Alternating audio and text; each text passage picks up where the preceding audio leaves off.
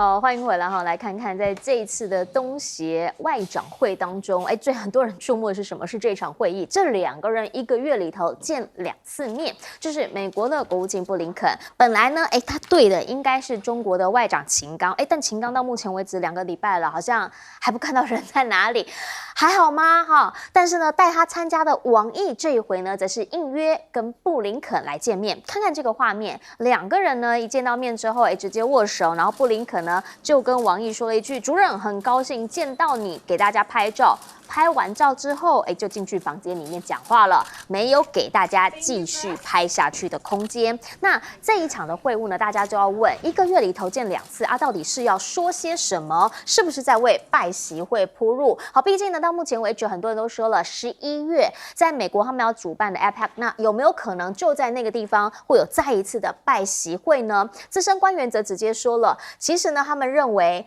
这一些的高官互访，就是在美中双方的外交节奏上，慢慢的回到常轨上头。两个人的谈话呢是坦率、有建设性的，那当然呢就是在维持沟通，所谓的管控分歧。但你要说真的有什么样的共识，好，到目前为止呢，好像也还没看到。可是有讲话就是好事情。王毅则是很直接的告诉布林肯，现在该做的3件事情：一个阻止灰犀牛，一个处理黑天鹅，一个搬掉拦路虎。简单的说啦，就是呢，你要把看得到有可能发生的给它阻止下来，然后觉得发生几率不高，可是发生之后会很严重的，把它处理掉。重点是现在已经拦在那里、杠在那一边的，赶紧把路障给清一清吧。这一些呢，就包括了取消制裁，不要再打压，还有呢，布林肯则是希望赶紧恢复双方的军方沟通管道吧。好，毕竟我们也看到了，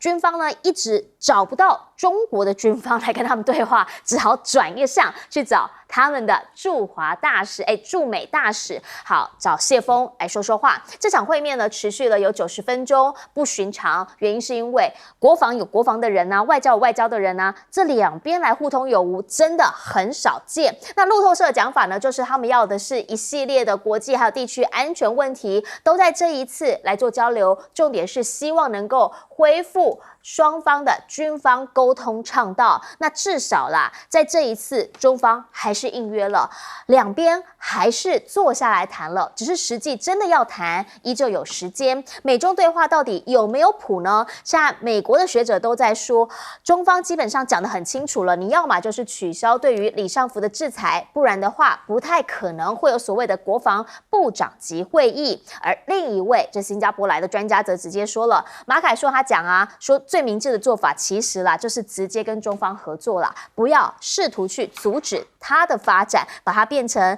头号强国，要阻止它，这些都是不太合宜的，因为两相合作才是 win-win 这样的一个状态。那你会问啊，所以一直以来高官互访，那看到的美方要的好像没有，可是呢，美方现在持续的有人要到中国，下一个呢可能就是 Kerry， 好，下个星期要到，再来雷蒙多也一直在旁边等着呢。传说呢，他也即将要访大陆了，但这到底是什么时候？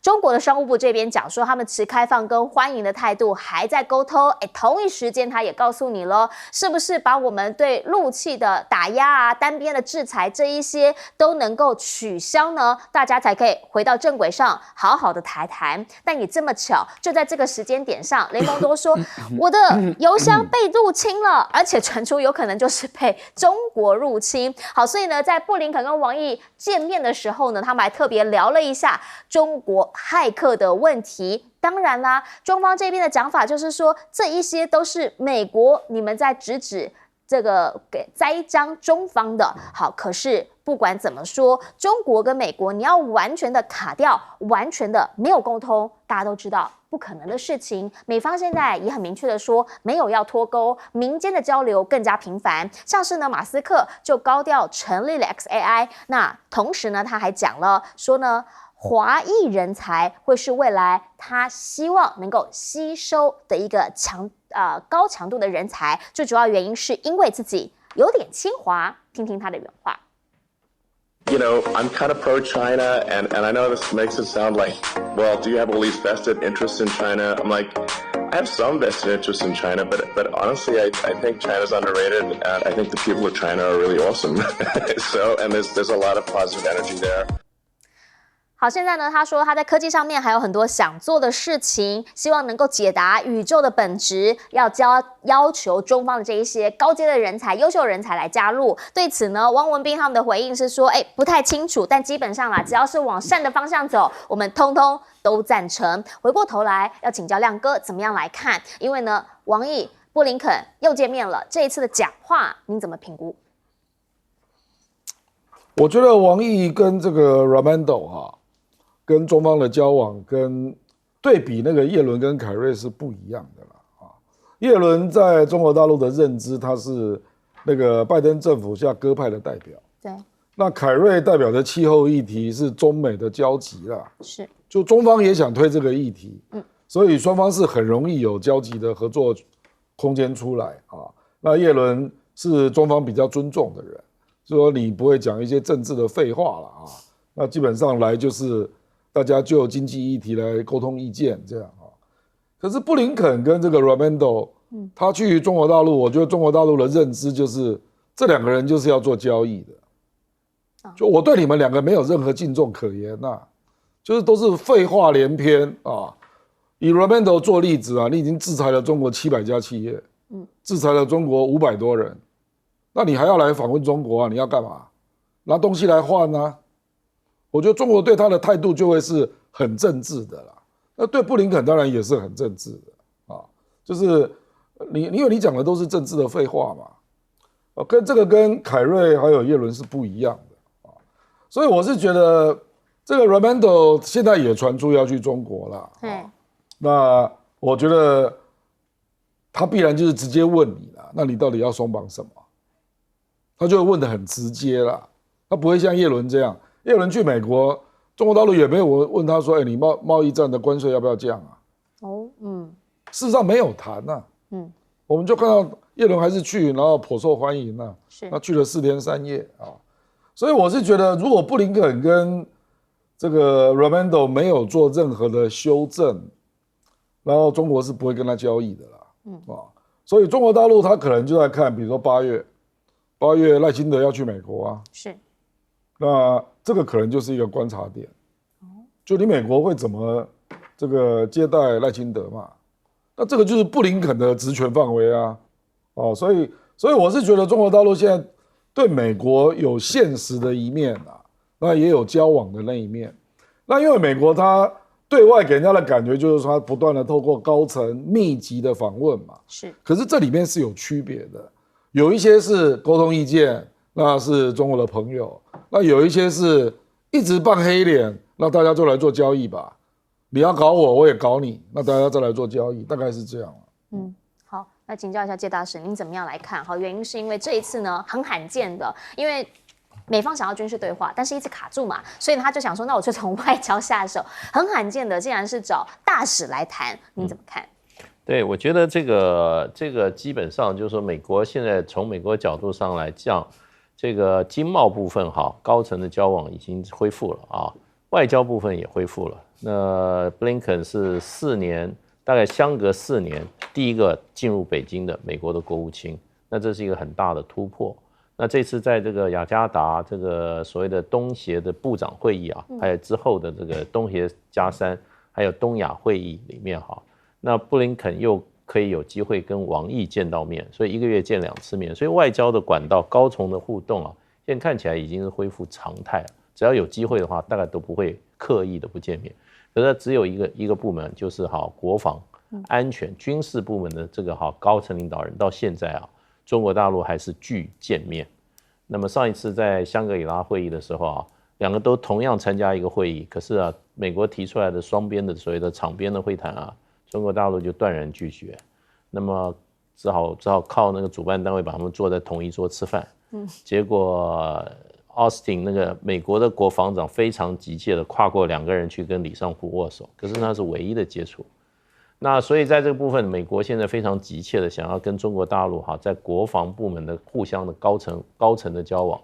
那我想谢峰是被邀请去的，然后去国防部。可是我认为只见到这个所谓的亚太助理部长我比较推断是中方指定跟见他，而不是再往上面推，因为它上面还有副部长、部长啊。是。那谢峰以他大使，他是可以直接跟部长交通，可是啊，这个就等于会让美方可以拿出来做文章说，哎，我们这个高层国方方面已经跟这个驻美大使已经接触了，所以我觉得我的推断，比如说这个就是说，因为大使通常的工作阶层的这个接触，正常工作阶层大概就是助理部长、亚太事务的助理部长，现在叫印太事务的助理部长。所以基本上谢峰这个举动，你在外交上来只能解释说是工作阶层恢复接触，正常工作接触没有办法往上升。不过就这一点来做的话，已经是一大突破了。那么也就是中国大陆对美方的这个提出来的各种已经各种要求已经一慢慢逐步的有选择性的在回复当中。是。来，赖老师您怎么样看？我觉得中美之间的问题短时间都不会解决了。这个基本的道理很简单，就是中美的分歧非常的严重，但是误解都没有。因为美国也清楚的知道中国要干嘛，中国也更清楚的知道美国人要干嘛。美国当然就是因为害怕中国超过他嘛，所以但是美国人做不到强大自己然后健全自己来超过美国。所以美国来超过中国，所以美国采用的策略就是扯中国后腿。可是中国怎么可能让你扯我后腿？你要扯我后腿，那中国不会接受的，那是彼此对抗嘛。那因此对抗就是一个必然的分歧，就是要走的路。除非美国它停止去扯中国的后腿，也就是美国说我强大自己，我不扯你后腿，那不然的话，这个情况会继续下去。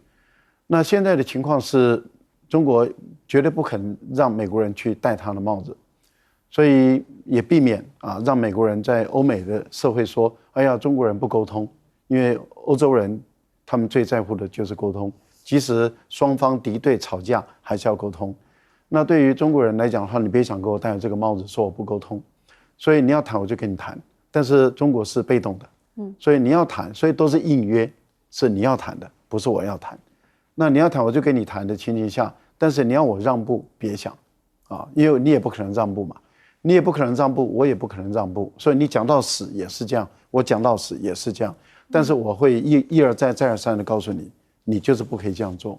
所以你看每一次的会谈中都要你去反思，反思其实就是你要去反省少说话了，口水少喷啦，事情多做一点啦。这些你看所有的讲话几乎都是朝这个方向走，就是口水少喷，多做一点事，然后呢管控两边的分歧，做好事嘛。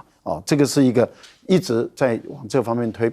气候的问题我觉得也是如此，因为中国不可能说我不关心这个整个地球的死活，所以气候要谈可以谈，但是你美国发达的国家，因为你们污染这个世界是最严重的，你们造成整个世界的暖化最严重的，所以你们要多负点责任。我想这个就是谈判的一个方向跟结果。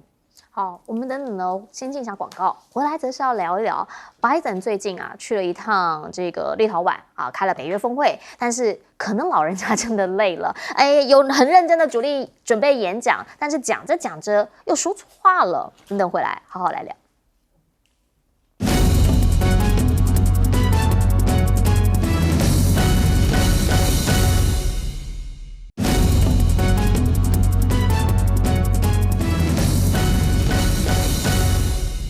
来看到这次北约峰会，大家都在讲拜登老先生蛮忙的因为他除了要准备一场专场的演讲之外，他还特别见了好多人，包括这一位泽伦斯基。他呢就直接跟泽伦斯基讲了，现在你要加入北约，再等等吧因为我们就是你在战争当中嘛，真的没办法。那就有人问他啦，那所以俄乌战之后多久可以让乌克兰加入北约？他有给答案，听听他怎么说。President Zelensky, how soon after the war would you like to be in NATO? How soon after the war would you like to join NATO? An hour and 20 minutes. Here we go. You guys ask really insightful questions. 好，其实呢，他就讲了这个1个小时20分钟，到底是什么样的意思呢？我不太懂，我们请亮哥来帮我们解答。其实呢，现在北约峰会讲啦，说好像呢，其实是已经有告诉乌克兰这边到底怎么样可以有一个这个停战条件呢？现在美国呢说不把这个乌克兰加入北约与否说的太清楚，就是要作为未来换取俄罗斯停火的条件之一。好，看起来心里头有盘算的，但是是不是真的脑袋清楚？原因是因为拜登又口误了。Shouldn't be so familiar. Mr. Zelensky and I talked about. 好，来看到的是哈，他其实当时呢正在讲话的过程当中，你有没有看到旁边的这个加拿大的总理呢突然转过来？原因就是因为吓到了，他竟然把这个拜登、把普丁，还有把这个泽伦斯基两个人的名字呢，据说都是同样的字，可是问题是因为地方原字的翻译不同，所以呢有不同的说法，把他们给搞混，把它叫错了。其实现在呢，基本上就普京来说，这个拜登的想法是说，他应该就算是已经输掉了这场战争，还说乌克兰最终呢会加入北约。他现在人已经转到了芬兰，参加的是北约峰会。在这场峰会上头呢，他有特别的提到，就是我们刚刚说的，现在要让乌克兰进到北约不可能的，因为会让整个联盟拖入战争。好，但是呢，他也特别的强调一件事情，就是他认为普京已经输掉战争了。可是真的是这样吗？因为德国议员呢，这一位叫做塞维姆就跳出来说，北约有3大谎言，包括什么？包括基本上呢，他们很常挑起战争，以及呢，他们是防御性的组织这件事情，他们并不这么认为。还有就是所谓的捍卫人权，在里面确实常常看到跟人权有关违反的议题。基本上北约现在呢内部这一些国家里头，他们各自有各自的想法，就连乌克兰加入这件事情也是一样，因为只有23个国家呢是同意的。换句话说，还是有好几个国家他们有意见，而这件事情也有人有意见。这个领头羊是马克宏，他反对的就是北约在日本设立联络处，因为他说了，这根本就不在北大西洋啊，所以不合理。也有学者跳出来讲了，说过往呢，在欧陆持续扩张这件事情就已经破坏了和平稳定，也就是我们讲的北约东扩。那现在这个问题要不要再带到亚太呢？同时呢，这个中方驻欧盟使团的发言人则直接讲了，所谓的东进亚太，他们绝对会坚决的回击。因为什么？因为当然啦，就会影响到中方他们整个地区上面的一个和平稳定，然后冰岛这里的外长则直接坦言说，这个去风险化这个意思，他真的不太清楚什么叫做去风险化。来听听他的原话。Today we talk about we talk about China. We talk about how dependent we are on them. We talk about de-risking, but I mean, to be honest, and I do not believe I'm the only one, I do not necessarily understand what that means, because we haven't really made that clear, what we mean by that. 好，到底什么叫做 de-risking？ 他说我真的不知道这个字它代表着是什么样的一个意思，到底要如何来解析它？现在呢，基本上在北欧这边的国家呢，他们的想法就是他们希望也能够来讨论一下区域安全，这里头就是北极这里的势力了。好，拜登这一回呢来到了北欧这边，跟他们一起参加领袖会议、北欧峰会，就是要抵抗所谓的中俄在北极地区的扩张。当然了，中国威胁论再次的被拿出来说。那你会问乌克兰呢？乌克兰现在他们在整场的北约峰会没有办法拿到他们的想要的加入联盟的这一场的门票之后，他们要怎么样来做？现在呢，他们有说收到了美国再给他们的集束弹，但是呢，因为有很多的争议嘛，所以到目前为止还没有使用。美国也有记者在讲啦，说基本上啦，即便收到了，整个冲突的进程也不会因为这样有任何的改变。那重点就是，如果说呢这些集束弹真的被使用的话，必须要知道过往曾经用的越战，现在留下来的是100年问题。如果说在乌克兰这边真的要使用这样的一个武器的话，是不是应该要想清楚了？回过头来，我们要请教亮哥怎么样来看？现在呢，大家在问为什么是1个小时20分，乌克兰可以加入北约？不，因为美国有一些产品倒计时，它原来设定都是1小时20分。我刚刚查网路就是这样。是，所以可能就是一个拜登可能看到一些约定俗成，他的意思说倒计时了，就是我倒计时1小时20分就让你进去了。哦，这是美国人的有一些产品啊，就是用这样倒计时。那泽连斯基跟普丁的名字事实上是一样的啦。对，那一个用俄文是 Vladimir，那一个用乌克兰语是 Volodymyr。所以你如果要叫泽连斯基，就要用乌克兰语叫 Volodymyr，那他把它讲成俄语了啊。那这个事实上他们都是斯拉夫语的演变嘛啊。那我觉得事实上乌克兰北约也不是完全没有处理了，他成立了委员会啊。那未来搞不好对于乌克兰的军援或金援啊，会透过北约的乌克兰委员会来做决策啊。那这个可以避免掉各国做决策的困扰了。比如说美国以后要经过麦卡锡审查啊，那拜登也许不想这样啊，那以后就都来北约乌克兰委员会做决策啊。那我觉得这样子可以壮大给乌克兰的资源的基础啦，那也可以避免掉各国做决策的尴尬。所以并不是没有进展，只是说他们不能让你加入北约啦。因为如果让你加入北约，现在就立刻打架了，大家打起来了嘛，对不对？因为有集体安全问题啊。是。那我觉得延伸到亚洲也是一样，他们可能会让日本、韩国用个别国家的方式来成为战略的伙伴啊。因为以前也有这样的模式啦，比如说针对瑞典啦、针对以色列，那就可以让你武器标准化啦，或者是这个参加联合演习啊，甚至做联合训练，都让你参与。那可是没有集体安全啊，因为这个法国一定反对的啦，因为欧洲人基本上思考北约的安全问题，他们都是从地缘政治角度思考的啦。那亚洲距离欧洲太远了嘛，我干嘛管那么远？事实上，北约里面也没有澳大利亚跟纽西兰啊。好，他们就是用地缘政治角度思考的。是，那既然连澳大利亚、纽西兰都没有，凭什么有日本跟韩国呢？这说不通的啦。哎，是，来赖老师呢？赖老师怎么看？战后北约要接纳乌克兰，又是一场骗局啊！因为如果是战后乌克兰可以加入的话，那俄罗斯怎么会让战争结束？那这个战争不是要打得没完没了吗？那不是美国人就告诉俄罗斯人说，哎，你这个战争把它打得没完没了，啊，打得没完没了，他就永远不会加入，那就是你们两个不断的去打，看能不能打到一兵一卒，没有半个人了，然后这个时候乌克兰就可以加进来了，这像话嘛？但是现在为什么乌克兰不能加进去？因为北约的国家不敢跟俄罗斯交战啊。那北约的国家为什么不敢跟俄罗斯交战？也就是有些国家不想跟俄罗斯打啊，有些国家他害怕俄罗斯啊，有些国家他觉得，哎呦，你们前面去打，我给你武器弹药。所以其实北约每一个国家的想法都不一样，每个国家的安全利益都不一样。例如说，东欧的国家是希望美国来介入他们，保护他们。可是对美国人来讲的话，我如果真的介入，那保护他们的话，那最后我跟俄罗斯一打，一定是打核战。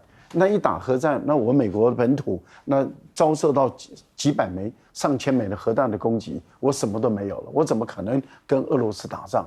那既然北约没有一个国家敢跟俄罗斯打仗，那各位想，如果乌克兰加入北约，现在，那北约的盟国的第5条公约的规定是，有一个国家跟他国交战，其他的国家要团结起来对付那个国家。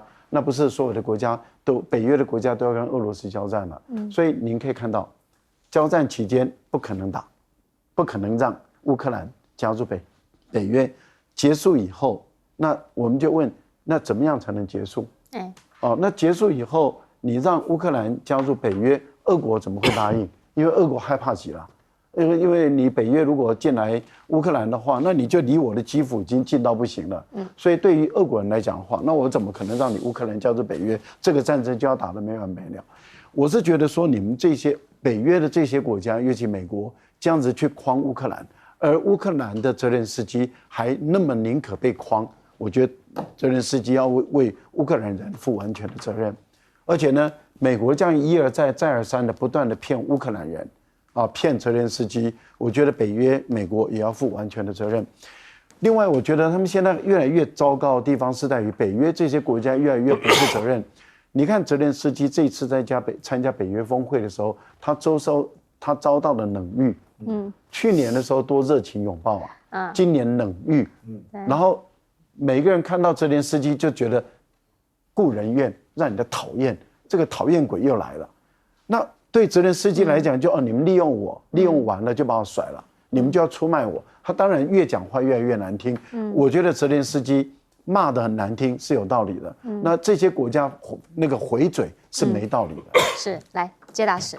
其实北约是上个世纪冷战时期的产物，可是冷战结束，它也应该就要结束。它不但没有结束，像他当时的对手华沙公约组织就解散了，就没有了。它不但没有结束，它还不断的扩大。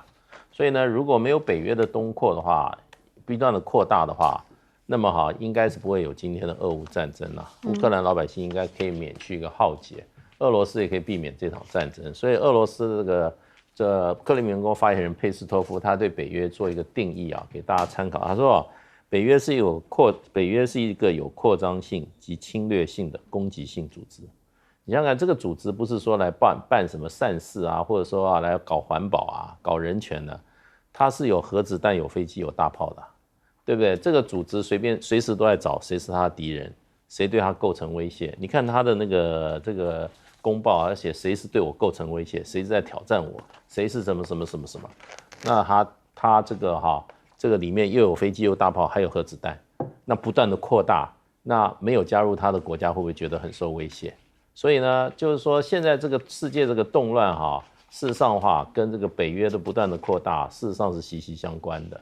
所以这次他们要搞东扩这个要扩到亚洲来，那所以就是说亚洲有很多国家就在说了，请你不要你已经把欧洲搞得很乱了，请你不要再来乱亚太。所以呢，这个其实是一个真真实实的景象。那么一个充满了武装、高度武装到牙齿的一个组织他今天跑到你家门口来，你会不会觉得受到威胁？对，可是他不断的往你家门口靠。现在我们本来在印太地区好了距他还隔108000里，结果他现在要跑到这边来招兵买马，你觉得会带来的是安定呢，还是动乱？我想这都是我们在印太地区的一个怎么讲呢？我们必须要思考，也可能会面对的问题。那本来这边我们2次大战以后，真的我们这边这个国与国之间相处的还蛮怎么样，还算大家都把和平跟发展跟繁荣稳定当作首要，打仗放在后面。可是这个北约是一个专门打仗的机构天天都是在怎么样，我们怎么样兵力部署到哪，兵力怎么打，然后武器怎么样这个只管通勤如何的协调，大家一起联合在对付我们的共同的敌人。奇怪，这个世界敌人有越来越多吗？对不对？那你有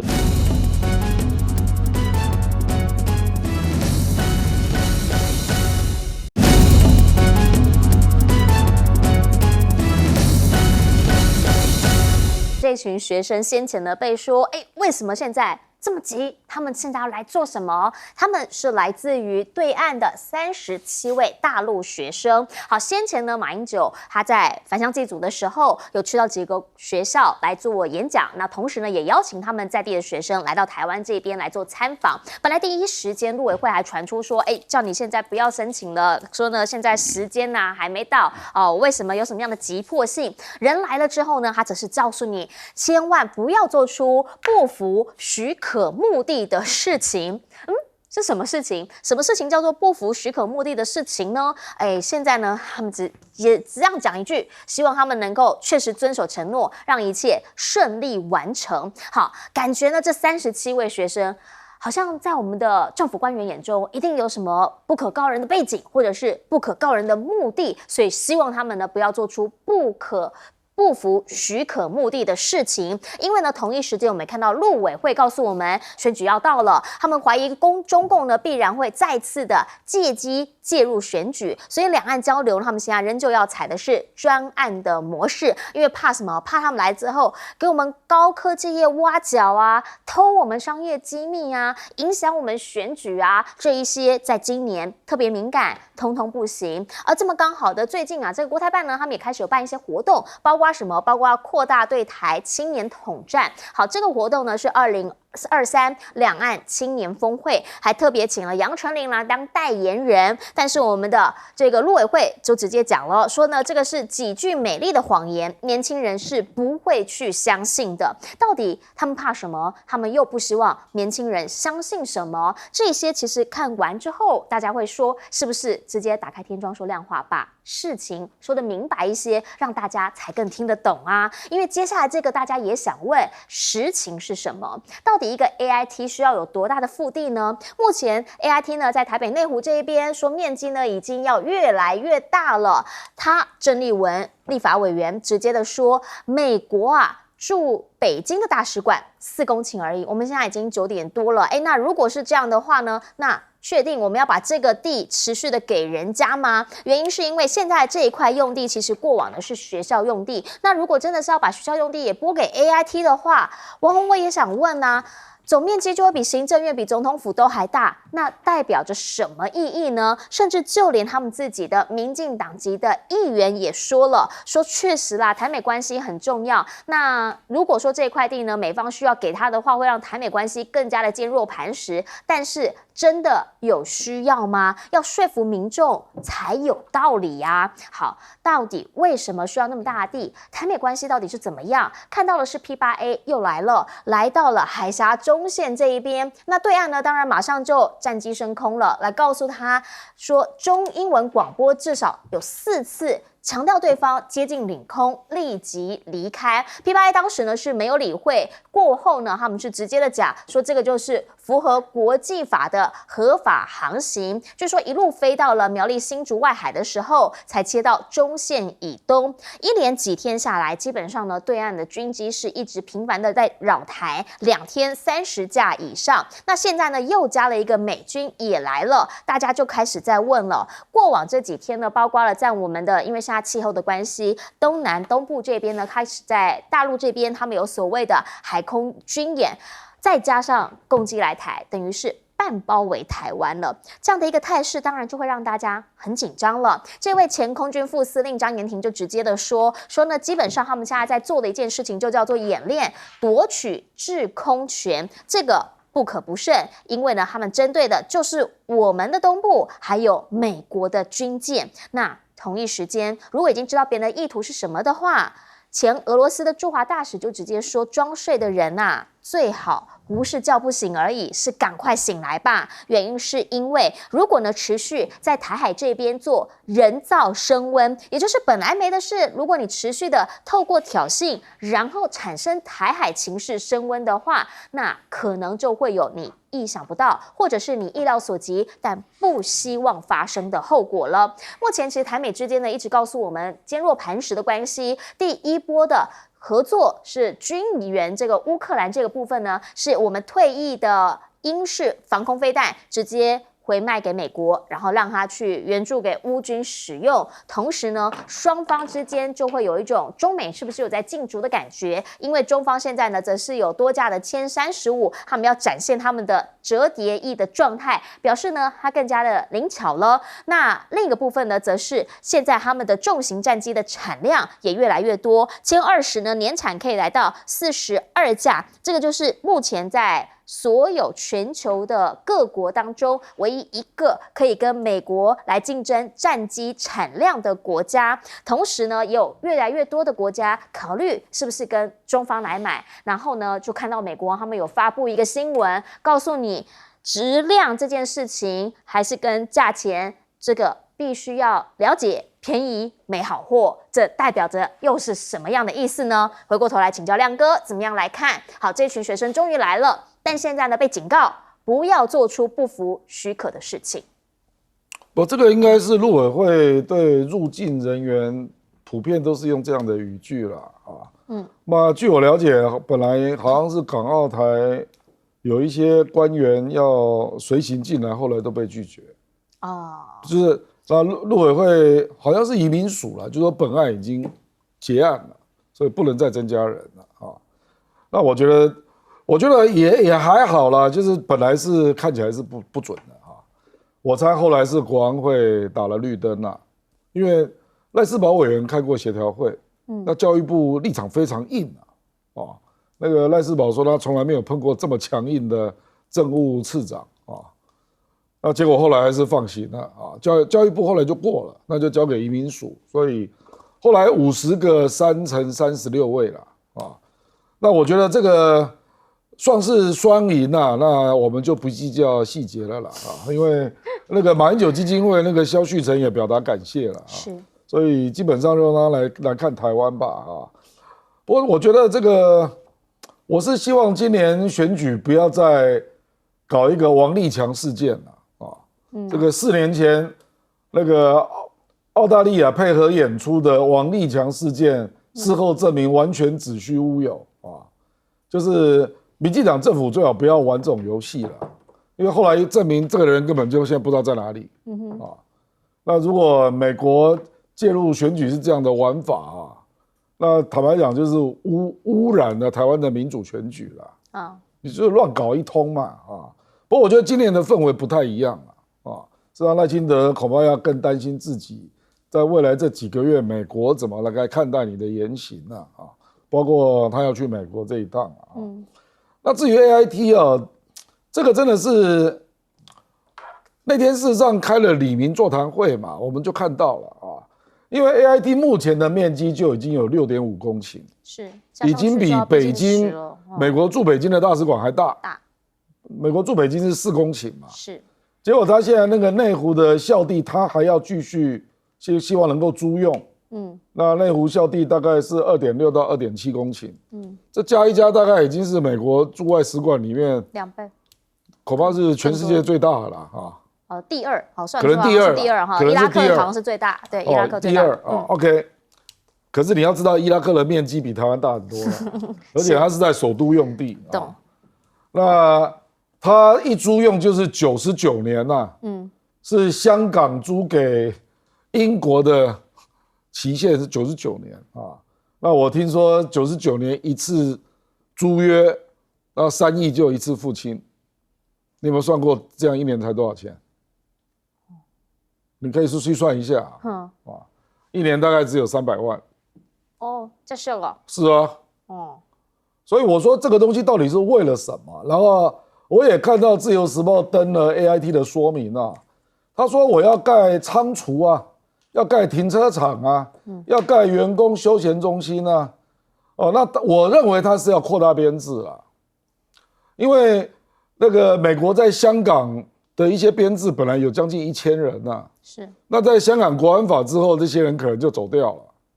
那里面有很多都是 CIA 的啦，那估计就是要来台湾吧，我的猜想啊，就台湾目前只有600人嘛，所以他就是要扩大编制嘛。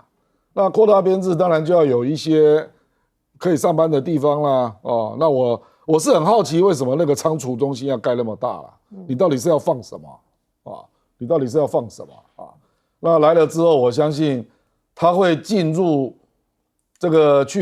台湾的这个政府的重要的各种领域了，一定是如此嘛，因为他在香港就是这样干的所以他来台湾我估计也是如此了所以我的意思是说，这件事情连蓝绿议员都看不下去那这个政府真的有必要做出一些说明因为太不寻常了你一个台湾那么小的地方，你需要用到9.2公顷来盖你的大使馆，这个举世罕有了，几乎没有了。那为什么需要做到这么大？理由何在所以我觉得这个应该做说明了。是。好，请教一下这个介大使原因是因为现在呢，他告诉我们，需要面积这么大，那我们台美之间的关系就会更加的坚若磐石。但是这个大已经是大到王宏卫说的，比行政院、比总统府都还大，到底要做什么？来，大家可能很多人还没有去看过 AIT 在内湖的总部有多大，你去看一眼就知道有多大了。整个山头都是他的，一座山都是他的，对。进去根本就是看起来就像好像就是一个小的一个机关的总部一样，非常的大，而且它是把山头都站起来，那个非常非常的壮观那不过在外交上世界各国怎么处理这个问题，我们要来了解一下，不是说这个东西好像没有规则可循的，在外交都是有规则的。那外交一个最基本就是平等互惠，那通常这种土地都是互换的，就是我提供你这个土地的话，对不起，你在华盛顿你要提供我一块土地，这个叫平等互惠，要不然的话，我干嘛要提供给你呢？那这个先不要说，我们的很多朋友大家有没有去看过我们在华盛顿的我们那个驻美代表处有多大？我告诉你啦，请外交部查一下有没有1/4公顷大。因为我这个对这个衡量的度量衡我比较差一点，请外交部公布一下嘛，对不对？大家可以拍一下，这个是美国 AIT 的，你看它有多大？对，它占一个山头啊，它本来是一个山头，它全部把山头占下来了，那非常可观的。那你再看看我们驻华盛顿我们那个代表处，你看是跟这个简直是一个大象跟一只蚂蚁一样。本来就不应该啦。本来美国在台湾以前我有邦交大使馆，现在在北门那里啊，也不过就是一栋大楼的那么的大小，所以当时给了他6.7公顷，对，美国应该相对就要提供我们也要差不多同等的土地大小的土地在华盛顿啊，没有啊，那你现在又要增加2.7公顷啊，那基本上它的用途是停车场，然后仓库，对，然后呢？休闲设施，这些停车场，难道你6.7公尺你要停多少车啊？对不对？还要停多少车下去嘛？那你的仓储的话，你一定要把我们的所谓合宜住宅，甚至学校用地，把它用去给你做仓库吗？那个地方内湖是人口大量增加的一个区域啊，对不对？而且呢，它那个地方也需要什么？也需要学校，也需要这个合宜住宅的。结果呢，居然就把我们当地居民的应该殷盼望这2样公共设施把它抢走了，做你的休闲设施，做你的仓储，这个不是他非必要的需要的办公场所，他办公室已经够大了，然后又要这2样东西，把我们附近人民的需求给他剥夺了，所以这次蔡政府是站在美国那边啊，所以他派的外交部人是帮美国人解释啊，那这个是最坏的例子啊。我们的外交部是要保障我们本国人的利益的，怎么会跑到那边去跟我们反对的人民去帮美国政府出来游说？这个就是蔡英文他这个外交最令人诟病啊，他不晓得他应该代表谁，他不晓得他要捍卫的是什么。外交第一个，你要清楚你是为谁工作，为谁的利益出力。你现在明确的一个外国政府跟我们本国人民之间产生纠纷，你站在外国政府这边，这是什么政府啊？这就是卖台啊，这是标准的卖台政府啊！老百姓通通反对的事情，你就会站在外国政府那边来压迫我们自己的老百姓，这个就是蔡英文政府卖台，这就是最清楚的一个例证。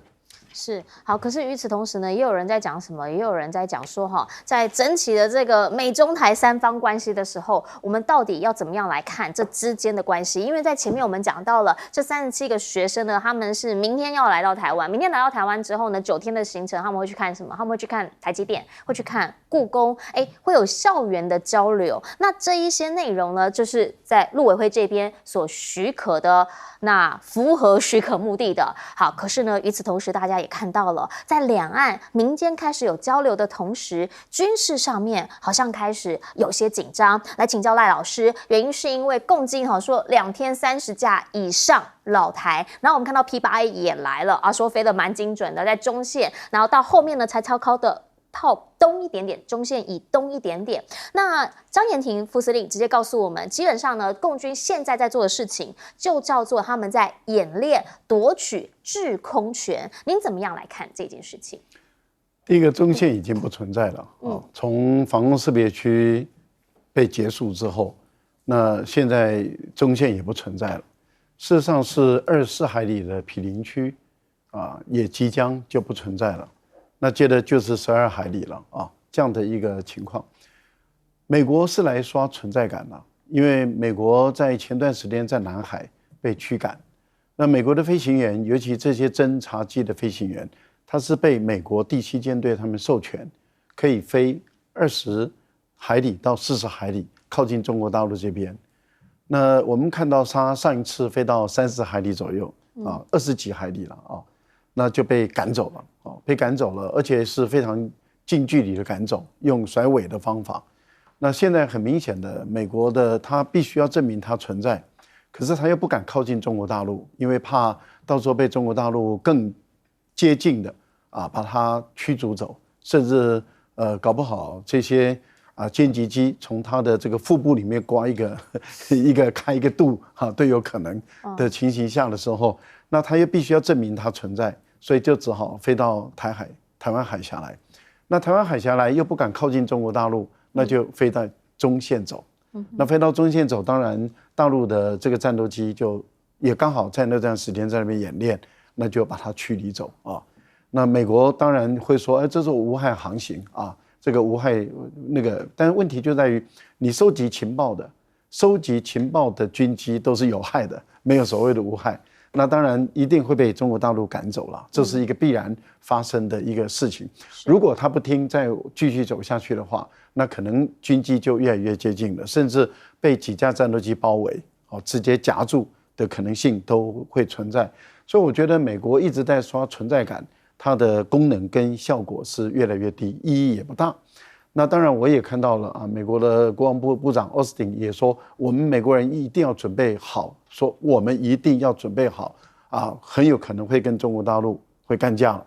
但是他说，这个干架也不必然的，而且是可以避免的。那你说要干架就干架嘛，你何必又讲说，我们不一定要干架，而且也可能是可以不用干的？那这个就是你的中空是虚的嘛。因为事实上你还没有准备好，那所以我觉得这个问题都不大。那大陆本身的这个你刚刚讲歼35是折叠翼，为什么要折叠翼？是，其实就是因为它要上船了，也就是它是航母用的舰载机。我讲2句话，第一个，我觉得 AIT 扩大它的这些面积没有意义，它的道理也不通。我合理的推断第一个要不就是炒地皮。用很便宜的方式占我们台北寸土寸金的地皮，那也就是说，他想如果两岸之间很短的时间内，如果18个月就被统一的话，那他至少控制这么大的土地，还可以跟新来的这个大陆可以说，你看我这么多地未来台湾的地不知道炒翻多少天。